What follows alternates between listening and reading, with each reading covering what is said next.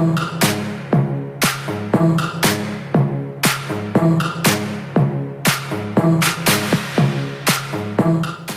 привет, с вами Дэн Электрозмей. Вашему вниманию небольшой видеообзор щита автоматики для загородного дома. Это будет один щит, он состоит из двух половинок. Он разделен, опять же, на две части. Первая часть залезает на вторую половинку, не вместилась в первой. Левая часть у нас это гарантированные, так называемые гарантированные нагрузки, которые не должны отключаться при переключении питания на резервное. В ВРУ стоит в одной автоматик на 25 ампер, поэтому здесь не стали его дублировать, чтобы не было двойного срабатывания. Рубильник, чтобы при необходимости можно было обесточить данную часть щита. Поставлен такой индикатор, он информирует о том, что присутствуют все три фазы. Я сторонник, не намного дороже стоит это АББшный, красивый, не помню сколько он стоит, ну короче там рублей на 500 дороже бывает индикатор отечественный, какой-нибудь Меандр или ПЭФ, который показывает напряжение и токи. Это было бы более функционально, чтобы можно было видеть, какие в данный момент напряжения на фазах, требуется, не требуется стабилизация дополнительная, то есть контроль какой-то вести.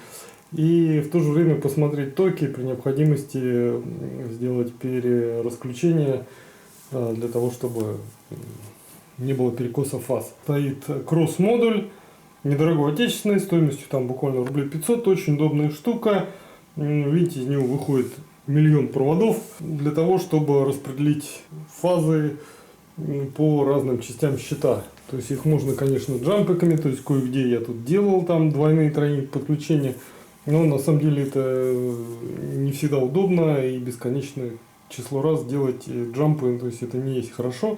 Опять же, применение кросс-модуля позволяет при необходимости переподключить нагрузки. То есть, например, вы там увидели, что у вас по одной фазе потребление более мощное получилось. Тут чаще вы пользуетесь этой группой розеток, света.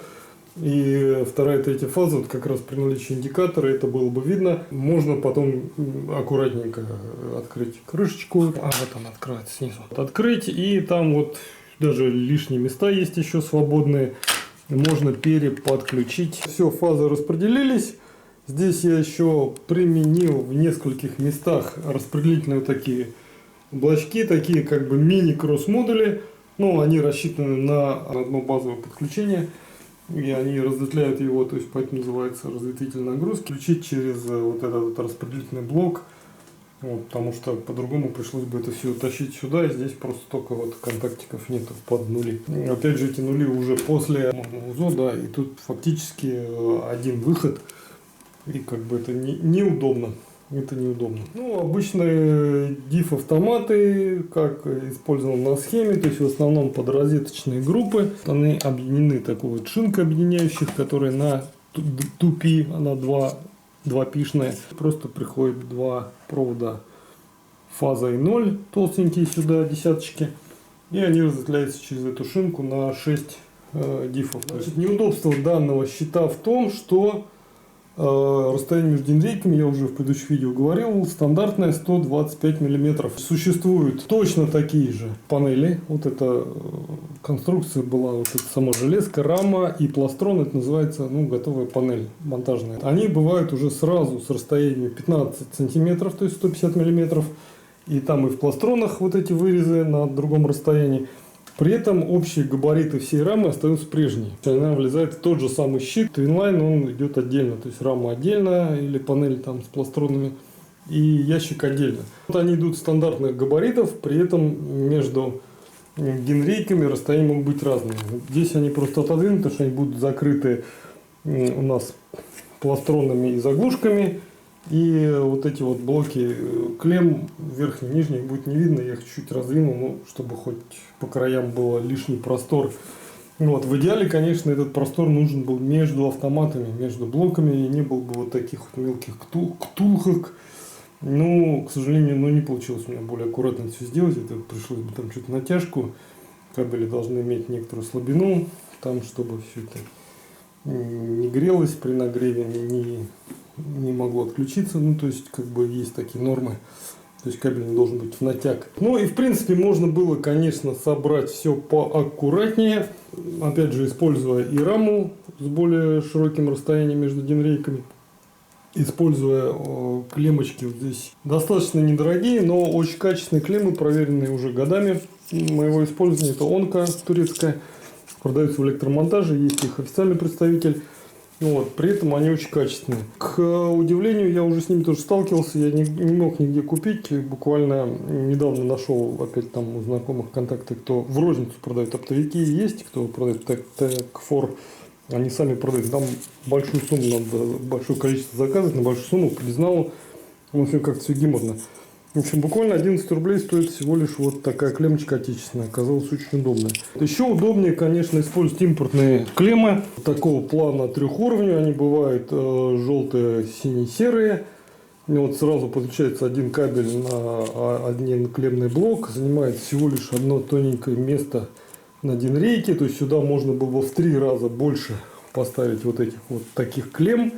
И сюда бы влезли, там, например, верхние и нижние кабели. Но по схеме у нас вот те идут на какие-то верхние нагрузки, эти идут на нижние, на розеточки, на какие-то вентили. Ну, то есть, как бы они соответствуют приходу кабелей. Если бы все кабели приходили вниз, то у нас бы уже не умещалось, потому что у нас, в принципе, обе нижние динрейки заняты плотничком. Опять же, они заняты, потому что у нас одиночные клеммы стоят. А если бы были тройные, все было бы лучше. Но вопрос, как всегда, упирается в бюджет. Вот эти клеммы стоят там, ну, грубо там что-то 25 рублей за штучку. То есть на 3 позиции это получается, да, 75. Ну, правда, вот это вот подороже, она тоже там что-то в районе 70-80. Ну, пускай даже там 60 плюс 70, там 130, 150. Но вот эта клемма стоит минимум 300 рублей. То есть уже экономия в 2 раза как минимум. Учитывая то, что Текфор стоит еще дешевле. И вот эти желтенькие я там хитро обменял на Авито, там на другие клеммы у людей. Ну, то есть, как получилось, это достаточно дешево. То есть, вот этот клеммный набор получился меньше 50 рублей. А так бы были вот это самые дешевые, то, что я находил вот такие клеммы трехуровневые, это было 300 рублей. Ну, то есть, разница налицо, то есть, это разница там в 6 раз.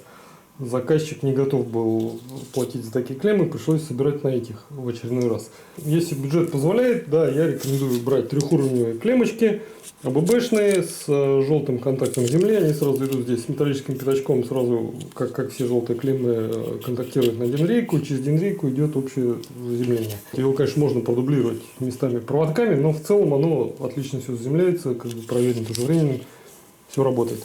По моему мнению, конечно, очень круто то, что на многие линии использованы DIF-автоматы, дорогая пром-серия, то есть оптом они брались там в районе 3,5, розница у них там 5-6 тысяч вот у данной модели DIF-автоматов. Очень качественно, очень хорошие. Есть резервные нагрузки, пустые, которые будут, не будут, и эти DIF-автоматы висят у нас некоторые в пустоте.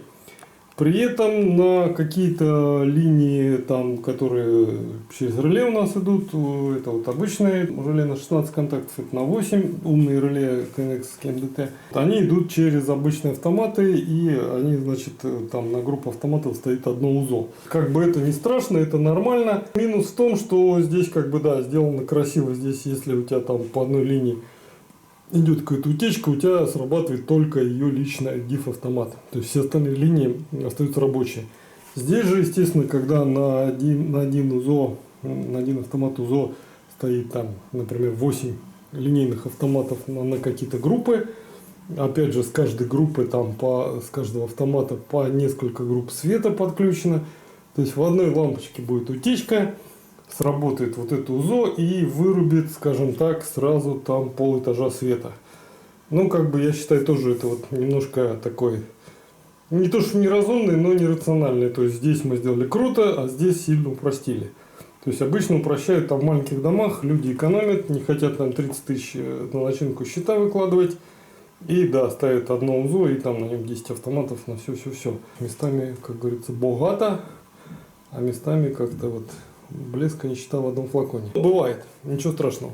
Вот это релюшки KNX, да, они такие многоконтактные, просто релюшки, у них идет код-выход, подсоединил вот на группу, на B, это будет управление там, в основном светом. У нас это такая же, только маленькая релюшка. Это тоже такая же, тоже большая. Это релюшка так называемая жалюзийная, она даже там маркируется жалюзи. Она идет на управление лево-право фазы, то есть фаза на левый контакт, на правый, в общем, она открывает-закрывает жалюзи, программируется. И это специальная тоже похожая на жалюзийную. Это клапана открывать, закрывать, то есть управление клапанами. В этой вот как бы все, больше ничего хитрого нету. Значит, вот эти кабелечки, они из одной половины в другую уходят. Я их на момент транспортировки отключу. Здесь вывел отдельно клеммы. Здесь должен стоять что-то типа блока Нептуна. Для него просто питание выведено, и пока не выдали этот Нептун. Ну, вот там целая динрейка оказалась пустая. В общем, пол динрейки займет еще этот Нептун. А здесь какое-то место осталось. Ну, может быть, я не знаю, не выдали тоже блоки питания для KNX. Ну, как раз может куда-то на динрейке блоки питания еще добавиться. По нормам, значит, положено маркировать кабели отводящие, то есть это как бы соблюдено. Значит, они по группам, по проекту, там большинство подписаны, там, ну, резерв я не стал подписывать, резерв он как бы в Африке резерв. И не стал подписывать выходы с релешек, потому что у нас есть такая волшебная линейная схема, где это все подробно прописано, и оно все соответствует, то есть оно все у меня подключено по порядку. То есть первое реле, там A реле, B реле, C реле, они все как бы идут, вот как идут, так до 16 группы идут. Также здесь с 1 по 8. И здесь первый, ну тут не все 16 по 13, ну то есть то же самое с жалюзийными, то есть они все подключены, как бы там просто часть наверх, часть вниз идет, но они как бы все идет по порядку, то есть в схеме это отвечено.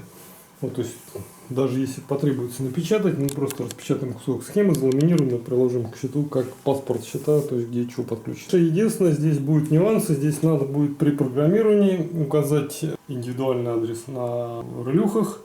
Ну, так положено, то есть KNX, когда он будет уже прошит в программе, сейчас они в воздухе висят, у них какой-то там 255-й как бы базовый заводской адрес будет какой-нибудь там 001, 005, 235, ну, короче, какой-то будет свой адрес.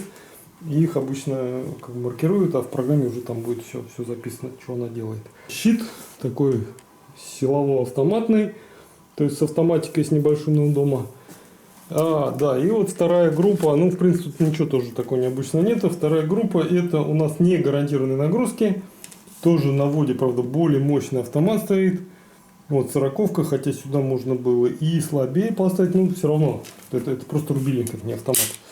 Что 40, что 25 включать будет так же, он просто выдерживает 40 ампер. Это вообще резервное стоит питание, здесь УЗО должно другое. Я поставил, чтобы место не было пустое, то, что было там в запасе. И здесь просто группы какие-то розеток, там генератор и так далее. То есть это не гарантийные нагрузки, которые в случае включения генератора, и если будет понятно, что нагрузки не хватает, они не будут включаться в этот момент.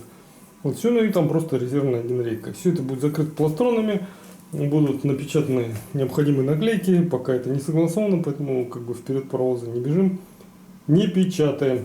Такой вот щиточек. Такое количество аппаратов. Сборка того щита занимает в сумме, наверное, дней 5 у меня ушло. Может быть, можно было быстрее. Но, в общем, тут что-то не хватало, что-то переделалось, что-то доделалось. В целом, такой щит в течение недели собирается неспешно, аккуратно. Ну, и можно при желании еще более красиво сделать. Спасибо, с вами был Дэн Электрозмей. Я